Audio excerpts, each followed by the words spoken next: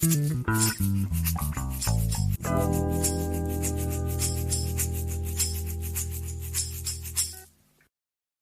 guys, it's Marv from Pods Like Us, and this time for number 6 of the International Podcasting Month specials.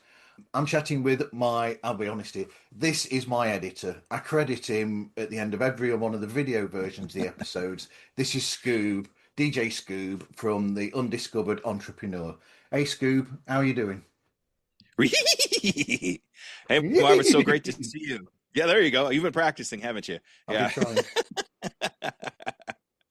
But yeah, it's great to actually see you and actually have a conversation with you instead of Yeah. watching you conversate with everybody else on all the videos that I edit for you. But I'm sure that anybody who's seen all the clips and the videos will say that they are great video. It's great work that's being done, and yeah, and it's going up as well. The quality has gone up with. You could see that your software's bettered and upgraded, and really, got fantastic. Well, I could definitely tell that as I go along, every video I make for you seems to get a little bit better because I just kind of self-teach myself these things and kind of up my game every time I try to put something out there. I try to put something new, different, something maybe I haven't even done before to see if it actually looks good. And it just benefits everybody. It doesn't just benefit me because I'm learning how to do it. It doesn't just benefit you because it's your show, but it benefits everybody that wants to watch your show video wise and that kind of thing, and audio too, but mostly video. But it also helps the fact that we're looking at the visuals, because then when we put show logos or the pictures up of their shows, it's promoting then and showing people that might be interested listening to the chat thinking, oh, what is this show? If the logo's up there, they know what to look for on the thumbnail. Yes, definitely. Especially with this particular episode thing that you're doing, I want to make sure that we have at least the podcast cover of the person that we're talking to so people know what to look for. Because sometimes you could put a title in and like 3 or 4 other podcasts with its very similar name will pop up, especially I noticed in Spotify. But if you have what the podcast cover actually looks like, then you have a good idea that, hey, this is the right place I'm supposed to be. Yep. So other than doing my editing then, what have you been up to yourself podcast wise on Undiscovered Entrepreneur, and have you been doing any work for any other shows? So no, you're my only show, but I'm still for hire, folks. As Job. far as yes, but as far as my podcast, I have over the last year have niched down a little bit in my podcast. I still interview brand new entrepreneurs that are just getting started, and that's kind of my audience and the people I want to talk to. But we've also gotten to what I've called the 4 hurdles of stop. So the 4 hurdles of stop, the 4 most common things that stop new entrepreneurs from getting across the start line: imposter syndrome, perfectionism, failure, and fear. And in the 3 or 4 years I've been doing this and talking to new entrepreneurs, one or more of those 4 things seem to keep popping up over and over again. So I decided, okay, if so many people are having this problem, what can I do to help them with this problem? Getting over imposter syndrome, or getting over the fact they think they're not good enough, or getting over they think, who am I to be able to do this? Perfectionism, it has to be perfect before I put it out, otherwise I'm not putting out anything at all. Yeah. Failure, we're all fear failure. That's just part of the deal. But they all come together in one of those 4 aspects. So now I'm starting to not only talk to new entrepreneurs about their experiences with these hurdles, but also experienced entrepreneurs about how they've overcome these hurdles. So when you actually talk about or listen to the podcast, you receive these tools that you can use to get over the 4 hurdles of stop and get across the start line in your entrepreneur adventure.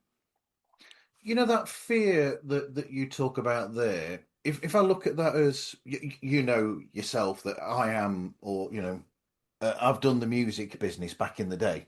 So as a songwriter, and I know that when I spoke with Nicholas Tarkowski, you remember this one, don't you, when I was talking to that writer, and we were both saying about the fact that you still write, you still try and do that.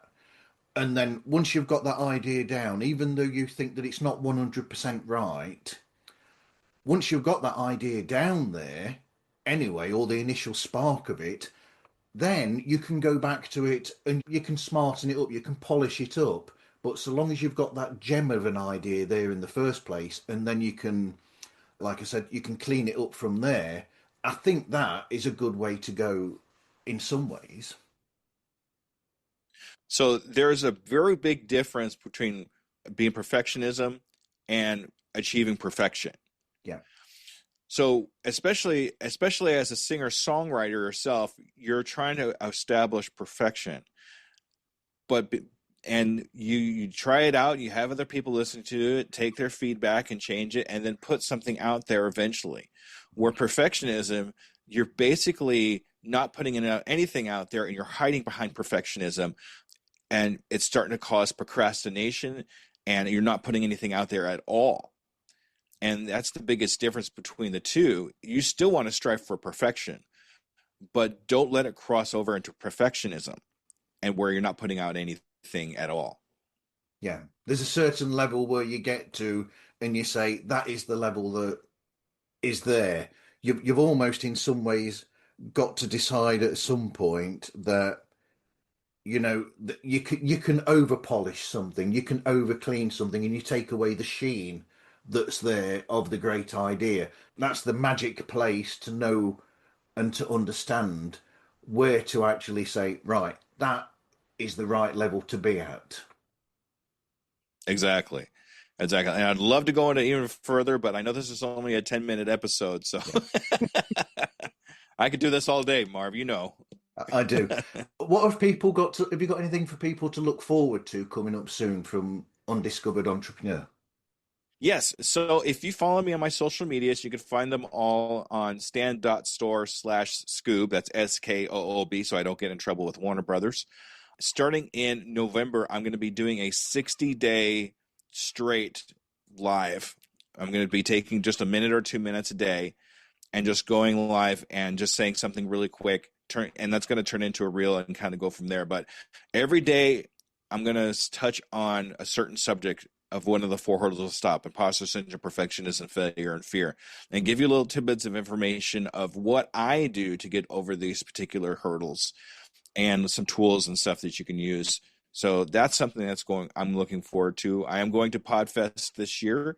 Yeah. And if things go the way I hope they go, I'll actually have a speaking engagement there. It's only going to be 5 minutes, but it's probably going to be the best 5 minutes of my life because that's what I'm trying to drive towards, as being a public speaker.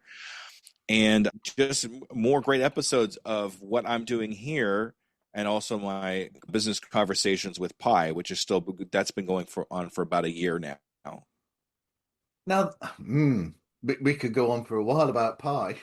We're supposed to be talking about another podcast, but I like that what you're doing there with Pi. Mm-hmm. So Pi is a artificial intelligence that you talk with, and then they give responses and sometimes suggestions as well to people, and that I do find fascinating. Yeah, I really enjoy it because you get two different types of podcasts from when it comes to that. You have my regular podcasts that run about maybe an hour, 45 minutes to an hour, but my business conversations with the Pi really gets right down to the nitty-gritty of the subject that we're covering for the day. Yeah. Specific tools, and it gets right to it. Books that you can read to get over whatever it is that we're talking about, or more information about it. And it's all kind of compact into 10 minutes. And that's one of the nice things about being able to talk to an AI, is if I want to get right down to the brass tacks of what I'm talking about and the subject that we're talking about, it goes right to it. It does. I'm going to have you back on to do an update about your show actually at some point for sure, because of I'd love how that. how huge it's got since last time that we spoke, how it's changed. But for today, to get to the nitty-gritty of what we're looking at for this month, we are podcasters, but we are inspired by other podcasts, and we are here to discuss maybe one or two shows that are that have inspired us lately or have inspired us before. So, what is this show that you're thinking of that it really means so much to you, then, Scoob? So I'm actually going to talk about the first two podcasts that I ever listened to that actually got me started in my entrepreneur adventure. Yeah. The very first podcast I listened to was Entrepreneurs on Fire with John Lee Dumas. And he was the very first podcaster that put out a podcast a day. Wow. And he's actually still doing that now. He's almost up to 5,000 episodes now since he started. but he would literally put out an episode a day, and I'm still trying to catch up to him. But he was the one that inspired me to podcast about entrepreneurship because that's what I really loved. Yeah. So in that podcast, one of his reoccurring guests was Pat Flynn. Now, Yes. Pat Flynn is the host of Smart Passive Income, and I've been a fan of Pat Flynn ever since. I'm actually a part of, and I'm part of his community right now. I talk to Pat Flynn directly a lot of times. I haven't met him in person, but I have talked to him directly. I have had him on my podcast once, Yeah. which was amazing. So those two, when it comes to podcasts that inspired me to do what I do, are the two that I would definitely suggest. Yeah. And I've listened to a chat between you and Pat, and I really enjoyed that episode a lot. That was so good. And the other interesting thing was I've got to commend you for staying 100% calm throughout as well, because you know sometimes when you speak to people that you have this history of being a fan of, dare we say, you can sometimes get nervous and these you have problems speaking to people, which I'm doing now for some reason. I don't know why. Well, the nice thing is Pat did something for me that he doesn't do most, and he actually gave me a whole hour to talk to him. Yeah, So I was able to get all my fanboy stuff out of my system the first 10 minutes we talked. And then that's good. after that, I was okay. So I didn't do that during the podcast. And even after the podcast, we talked for a few more minutes about things that he notices about me, and gave me a little critique that I've definitely taken to heart. And you could actually see a lot of the changes I've made since that episode that have made a big difference. So it does happen though. You get somebody that's big that you've always wanted to have on your podcast, and the first you want to do is grab your screen and hug them because Yeah. because you're so excited to actually see them in one way, shape, or form, and they're talking to you and saying your name and giving you their advice and that kind of thing. So it's amazing. That is amazing. That is great. Yeah, because that's a point where I don't know if you know this as a creator. You probably do, but from that period when you spoke to Pat, you were already really positive about the show and what you were doing, but there was almost a sense that you'd gone up a level after that point of talking to Pat, and things changed on the show, and there was more of a even more positivity than there was before.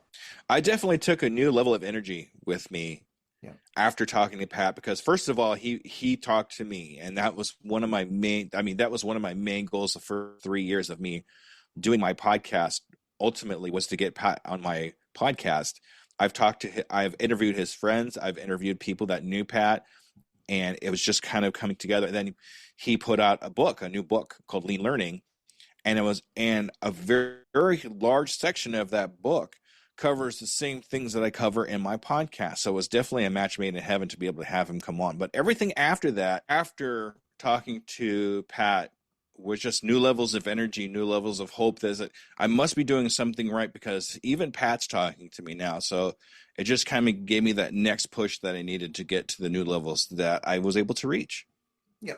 But these people, sometimes you find that you you almost revere them to, or you look up to them to a certain degree that you're surprised that they will say yes. But they are natural with you, and they are just normal people, to be honest.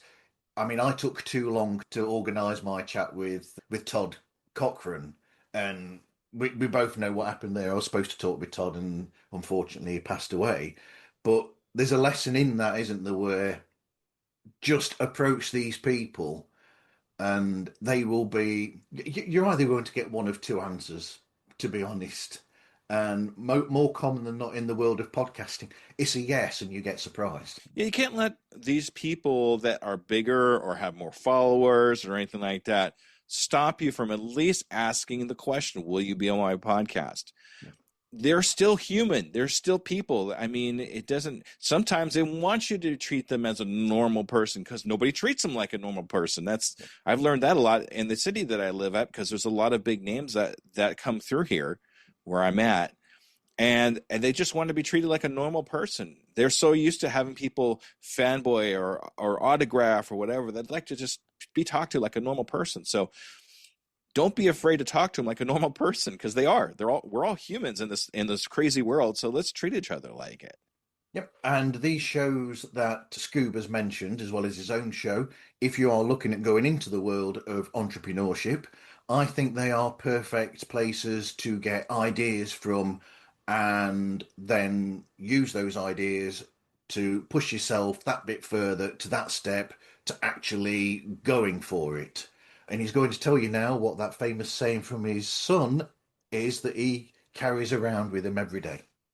So my mantra that I carry with me is I can, I am, I will, and I'm doing it today. My son was 6 years old when he said that, and now he's 19 and he's learning to be a professional cook. And we've really carried that mantra with us all through his life. So it's something that really has stuck in my head. So hopefully that it will make a difference for you too. I hope so too. Right, thank you for this scoop. Remind people of where to find you and how to get hold of you, please. Absolutely. So I am the host of the Undiscovered Entrepreneur. That's all, folks. Let me try that again. The Undiscovered Entrepreneur. Get across the start line. If you want to find all my social medias, and you can find them all in one place, and that's my Stan store. So that's STAN.STORE/SKOOB. Go there. You'll find all my social medias. You'll find my website. You'll find my YouTube. It's all right there. One spot shop there. Yep, and I'm going to say exactly the same thing, almost verbatim. You can find pods like us on any streaming platform, but for all the socials and the links to Patreon, etc., just go to themarvzone.org and the opening page there will give you links to all of those. Thank you everyone for listening and hope you listen again to another episode of Pods Like Us.